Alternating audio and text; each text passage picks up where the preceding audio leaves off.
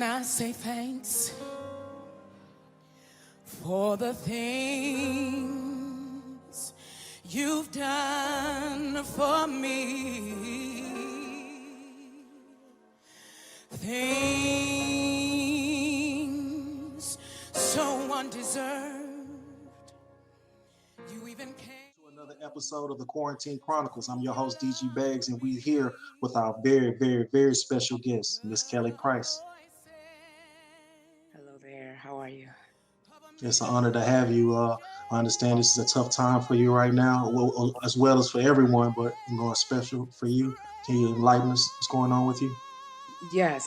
Well, first and foremost, my prayers go out to the world right now. The world is in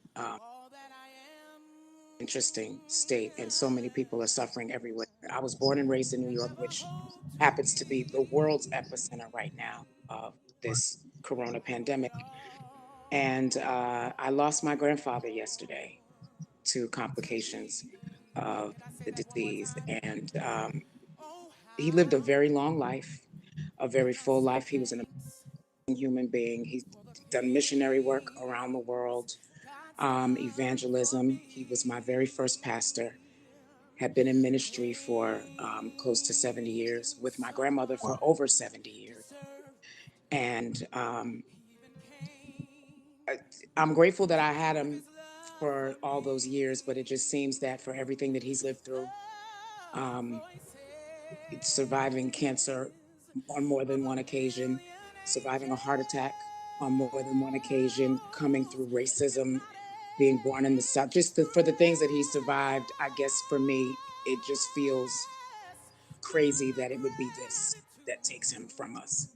But I'm glad he's not suffering. And I know I made him proud when he was alive. My intention is to do so for the rest of my life. Wow. Wow. Like I said, our deepest condolences. We are. That's all we can say. Thank you. Stay strong and stay positive Thank and you. keep doing what you're doing. But I want to know, does your I grandfather give appreciate you the name Little Mahalia? He did not. Mhm. My teachers in school did, actually, and it was weird. I, as a very young child, was not aware that there was something special about my voice because everyone in my family, my mom, my siblings, my dad, my mother's siblings, my grandma, all of her siblings, everybody in the family sang. So music was a language in our family.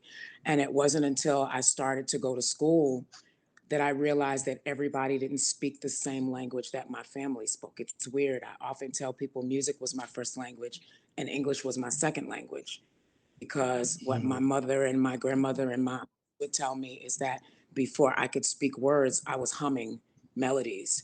So music truly was my first language. And it was the teachers that gave me the name Little Mahalia, because I sang, but I sang like I heard my grandmother sing, and I sang like I heard my mother sing and my aunt sing and all the other women and men in my family, and it was all church. So it was a big Mhm. sound, and it was a boisterous sound, and it was a like it was a hallelujah sound. Always, it was always big and filled with emotion. And so I did what I learned and got dubbed Little Mahalia in elementary school because I sang like an old woman when I was just a shorty. So Yeah. Well, did you yeah. only could you only sing gospel in your family, or was it like forbidden, like to sing outside music? Oh, sir, we couldn't listen to anything. I'm a whole weirdo compared to the way we were raised, and how I ended up being an R&B singer. First of all, we weren't allowed to listen to anything other than gospel music in the house.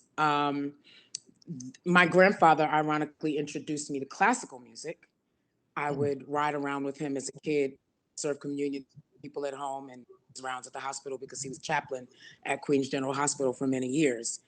Um, but no, nothing else. And the way I would get in trouble, because I loved all kinds of music. If it had something that made me feel emotion, I wanted to hear it. And obviously, once I left the house, I was exposed to everything, whether it was in school or in the neighborhood. It was New York City. So on the street corners, walking down the block, people with the boom boxes and just loud music in the projects. I was exposed to all of it, and I loved all of it because We're just a people. Our music is a part of our language, and it's representative of our struggle as well as our joy, our happiness, our sadness, the state of politics, the state of the world. We talk about all of that in our music culturally. And I That's was right. attracted to the sound of our humanity through all forms of music. So I stayed in trouble because we weren't allowed to listen to it. And for the times when my mother would walk and I'm trying to run to the radio to turn it off WBLS or to turn it off 98.7 Kiss, those were our stations back in New York. I stayed in trouble. I stayed, can I tell you, I stayed in trouble. But I was also the kid that would challenge any rule if I felt like I could make it make sense. And I said to my mother one day after I just got tired of getting yelled at and screamed at and popped over the head and don't you not listen to that devil's music in my house. I Mhm. said to my mother one day, Mom, you always tell me that if I'm gonna be anything, be the best at it. How can I be the best singer if I only know one kind of music? How can I Mm. be the best songwriter if I only listen to one kind of music when there's so much music in the world? And she looked at me and she got really angry and she got really puffy and huffy and swollen. And she said, Fine, I just better not hear it. Oh, I won. Oh wow. Are there any singers that you listened to that you were forbidden to that you ended up working with? Oh my gosh. So Aretha Franklin got a pass because she was not only a preach kid, but she also recorded. I'm going to take you all the way back. The first time I worked with Aretha Franklin was on the Buffy the Vampire Slayer soundtrack when she re-recorded "A Deeper Love" by CNC Music Factory. I was singing background Mhm. on that song. But it ended up being a thing. And again, here I go. My grandfather is, forgive me, he's at the forefront of my mind. But No problem. because I did come from a traditional Pentecostal church family, I wanted him more than anything to understand that what I was doing was just a Mhm. form of expression, and Mhm. that in my own way, I was actually giving it back to God by sharing it with the world in the best way I knew how. And so, what was forbidden for me and a adolescent turned into something. Um, Even if they didn't all the way get it, they supported it. They prayed for me. They covered me. Um, and they loved how I represented everything they taught me, even though it wasn't me being a gospel artist. One of my favorite artists that I saw that you worked with, actually, I know you got discovered by Mariah and Tommy Mottola, but it was at a George Michael concert. I'm the hugest George That was my Michael fan. first pro gig. Yes. So, and I have to give you the short version because it is a long story. I had musicians as friends, obviously growing up, church musicians, and a lot of them were gigging and playing for artists. Some of them toured. And then others of them were trying to be producers. And so when they would write their music and then they would spend their money or go in their home studios to record the music, they needed someone to record the songs. So a lot of times I would go in, it was my homeboy. So I'd be like, yeah, I'll sing the songs for you, no problem. Doing that for my friends who were trying to become producers turned into like, with them trying to shop music, one of them got called to do a corporate event like for the holidays at Sony, and it was weird. And then so the artists are there, the executives were there. It's the craziest way it came together. And Luther Vandross's reps were there, and so ended up being that one of his, and so my friend put together the music for her wedding. And then George Michael was doing this tour in the United States. He was a part of the Sony family. He did 2 or 3 nights at Madison Square Garden in 1992, January. And the first night he had hired these local singers, he was trying to build out the sound in his set for several of the songs. He loved, first of all, we all know George Michael loved Black music, loved That's right. gospel music, loved soul music. And so a lot of the arrangements that he did for this particular tour were very big, bold, gospel, soul, Black sounding arrangements. And so he wanted to add vocals to the ones that were on the road with him. The first night he hired a group of singers, he hated them. He told his people to fire them and find me some new singers. And someone who was a part of his team reached out to Sony there in New York, who remembered my friend from Mhm. the wedding of Luther's background singer, from the corporate party Wow. for Sony, and asked him, "Can you put together a group of singers?" And he was like, "Yeah, when do you need them?" And he was like, "Today." So literally, I got a call at 12 noon. My friend said, "Can you be in Manhattan at the Garden?" Like, yeah, train. He was like, "Okay, we're black. We got a gig." I'm like, "What's going on?" He was like, "George Michael, you got to be there and prepared to stay." So it was January 1992.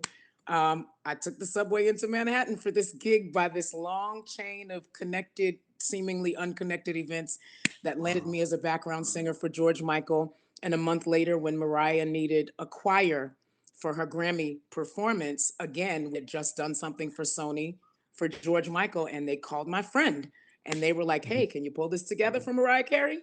And I was a very pregnant 18-year-old, hiding it from everybody but God, my doctor, my then baby daddy, who became my husband, and my sister, and was sick as a dog in rehearsal.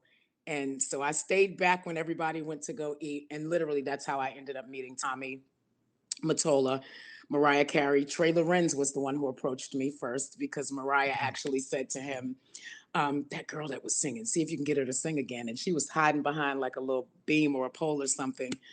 And what had happened was she walked into the room while I was at the piano singing and everybody was on a break.